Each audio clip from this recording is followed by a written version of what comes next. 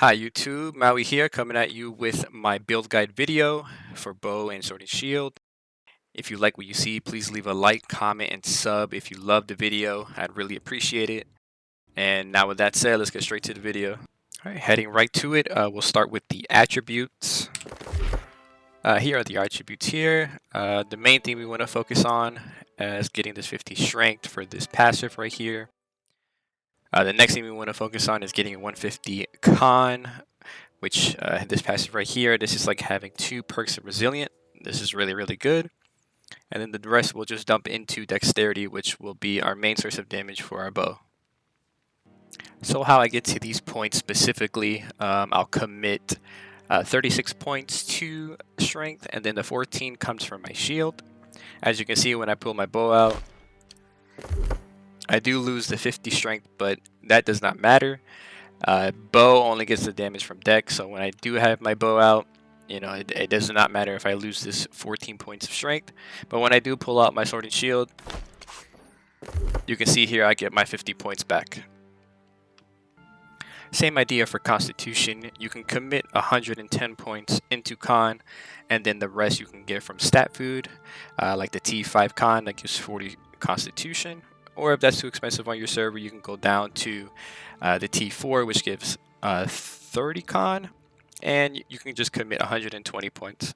But for me, it's too expensive, so I just commit 150 con. Next thing we'll talk about is the skill tree for the bow and sword and shield. I'll go ahead and start with the bow. There are 2 builds that I run for bow. The first one I'll go over is my war build. So this is my war build, and the 3 skills that I choose to pick for this build is penetrating shot, rain of arrows, and poison shot. Infected arrows is a good add-on for this. At 2% does not seem like a lot, but if you do hit a big group of enemies, that 2% does add a lot of damage.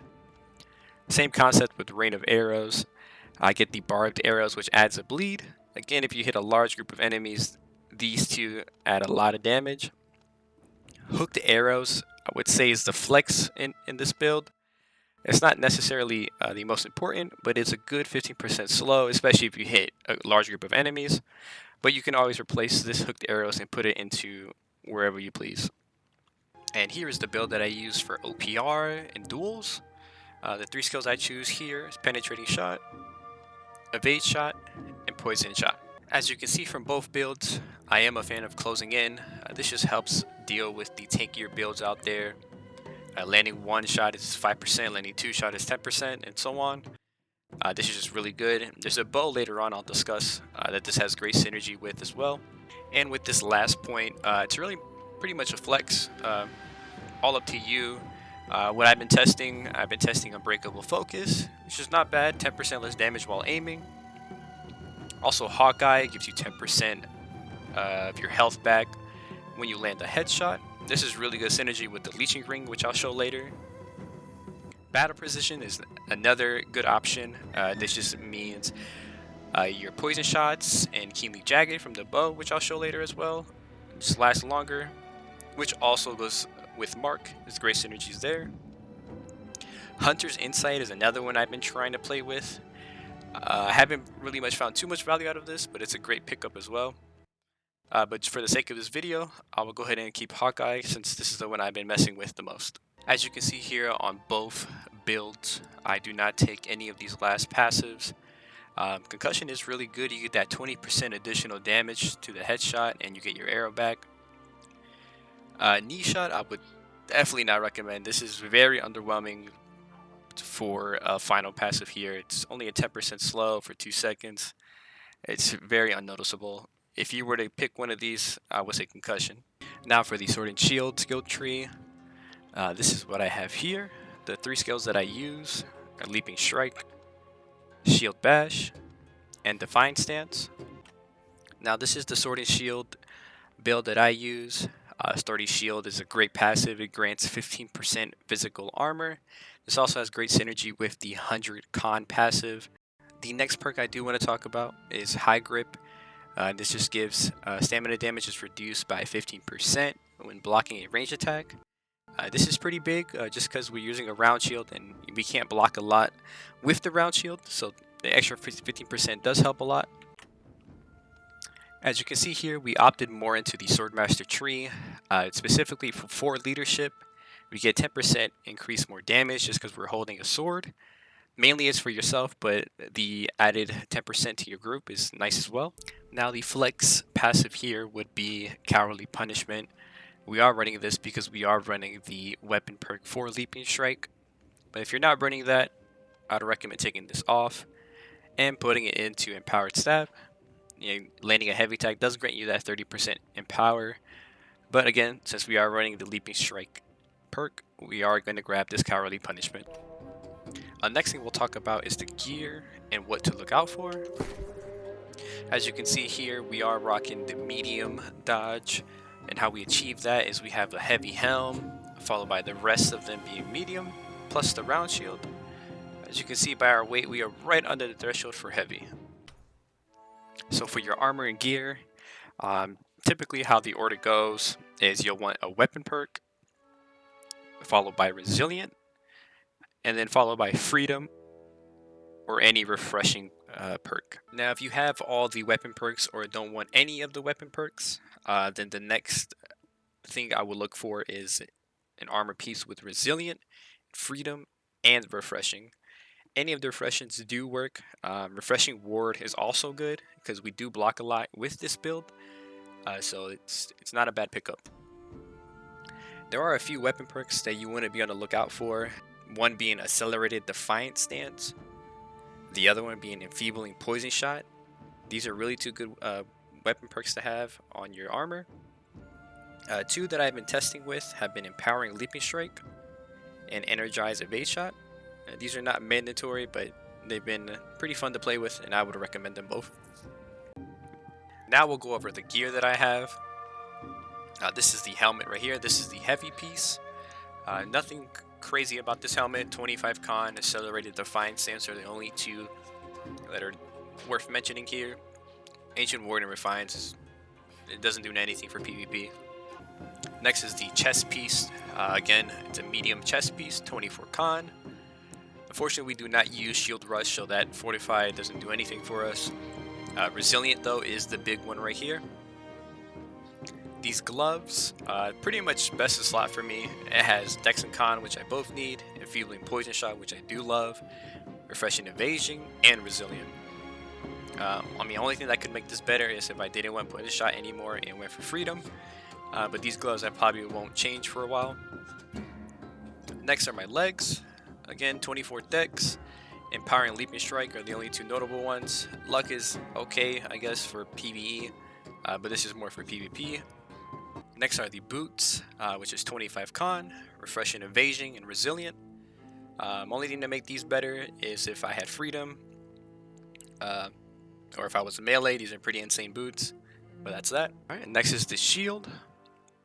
So this is my primary shield, 13 con, Keen Vicious, Keenly Empowered. The one I had on earlier, just for video purposes, was this one, because it had 14 strength. Ideally, I would have want this one with 14 strength as well. My amulet is 25 dex, Purify Health. The frost protection isn't too bad, helps against ice mages, but ideally I would want Divine. My ring here, 25 dex, Refreshing Ward, Leeching, Keen Awareness. This is pretty much my best in slot. I don't see myself replacing this anytime soon. It's a really, really good ring. For earring, this is Refreshing Ward, 25 dex, Regeneration.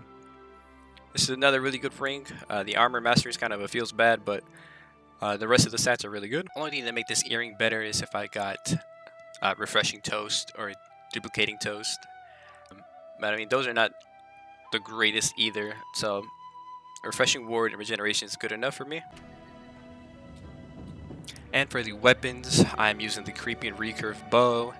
Previously, I was using the Warpwood. Another bow I can recommend is the Lazarus Bow. I got it here at $5.99. Didn't get it at $600 though. This would be a really good bow as well. The bow I'm looking for in my personal best in slot will be the Inherent Truth. That drops from Lazarus as well. Just the sheer amount of cooldown reduction you get from that bow, I feel like would work really well with my playstyle. If none of these bows are to your liking or they don't fit your playstyle, I would recommend just crafting an ironwood bow and, customizing the perks that you do want on those. And lastly, my sword. I have 14 decks, refreshing move, and enchanted. Unique to sword and shield, initially you can have up to 6 perks active at once. But the only thing is, if I have vicious on my shield and vicious on my sword, for example, they do not stack. So they do have to be their own unique perks. At 600 gear score, there's not that many options we have left to choose from. What I would recommend is any of the chain procs or rogue. Those are the two really good ones that I can think of off the top of my head right now. For the gems that I'm running on my build, I'm running full onyx on my armor, my jewelry as well. I would have onyx on my earring as well, but for some reason when I was trying to craft this, the onyx was bugged, so I went with diamond instead. For both my weapons, I am using opal for both. For my consumables, I'm just using infused health potions, infused regeneration potions, hearty meal, and for stat food, I am using a honeyed melon. It's pretty cheap, they're like 15 gold a pop, and for 20 decks for 30 minutes, it's not a bad deal. And of course, we're using orichalcum arrows. Now for this next part here, I just want to include some tips and combos that you could do with this build. Generally how I like to start against range, I just like having my shield up. Now when you do have your shield up and they are hitting shots while you have your shield up, with our passive called counterattacks, it does give up to 15% of empower for 5 seconds. Now when you are ready to attack, what I like to lead with is Leaping Strike, followed by a Shield Bash. If you do hit him with the Leaping Strike, you'll be able to hit them with the Shield Bash 100% of the time. Now once you do have him stunned with Shield Bash, what I like to do here is dodge, switch to my bow, pull out the poison shot, hit him directly. Hitting them directly with the poison shot will apply weaken, which we get from the weapon perk enfeebling poison shot. And if you are following my OPR dual bow build, we are going to run direct hit, which is an additional 150 weapon damage to the direct hit. So again, just to showcase the combo, start off with Leaping Strike, Bash, Dodge, Swap, Poison Shot. Another combo you can do if Poison Shot is down for whatever reason is you can Shield Bash, swap to Bow, line up a Headshot for Pen Shot. What I've recently been trying out against melees is they like to get up in your face. So what I'll do is stun, dodge behind them, hit them with the Leaping Strike. Now landing Leaping Strike behind them will do two things. The first thing it will do, it will slow them for 50% for 8 seconds. That's pretty big against melees. You'll be able to kite them a lot easier. Now if they're below 30% HP, it will deal a total of 67% more damage, and that's with the weapon perk.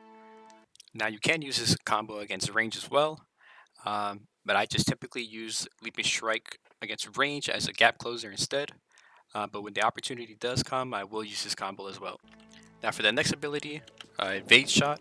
I primarily just use this ability to get out of sticky situations, like grab wells, ice storms, or if they're getting too close to me, I will Evade Shot away. It does great damage and can headshot as well, and it does create some distance. Now the last skill I want to talk about is Defiant Stance. This is a great ability. You can start, beginning of the match or the duel. It gives you some damage mitigation. Also with the skill perk, it gives you movement speed. Movement speed is always great in PvP. And as you can see there, at the end of duration or when you swap weapons, it will heal you. Now the heal is 15% of your max HP. So let's say we are fighting in a duel or something like that, and we're running low on HP. If I need to quickly just heal, Defiant Stance, swap weapons, and it will heal me for 50% of my HP. If you notice as well, Defiant Stance does apply grit, so it can help on abilities like Reap from Great Axe. If they're trying to reap you, if you time it perfectly, you'll just stand still and the reap won't affect you at all. Another quick tip I want to share with you all is Before I use my ability, I like to dodge beforehand. It just makes it feel a lot more smoother. For example, you just dodge pen shot, dodge poison, dodge evade. You know, the skills just come out a lot quicker. You can do the same with the sword and shield. Dodge, leap. You can also do dodge stun. Same with Defiant Stance. You want to create some distance if you need to heal real quick. You just dodge away, Defiant Stance. Now this does conclude the build guide portion of the video. If there's anything left out or if you have any additional questions, please feel free to comment. I would love to talk to you guys. Another thing I want to address, nothing I say is set in stone. I'm not claiming to have the best build out there. Just simply want to show you all my sword and shield bow build. You guys can use it as a template, customize it yourself. I would love to see the different variations you guys come up with. I'll wrap up this video with the few dueling clips that I've gathered. I hope you all have a great day and happy holidays, and I'll see you all in the next one.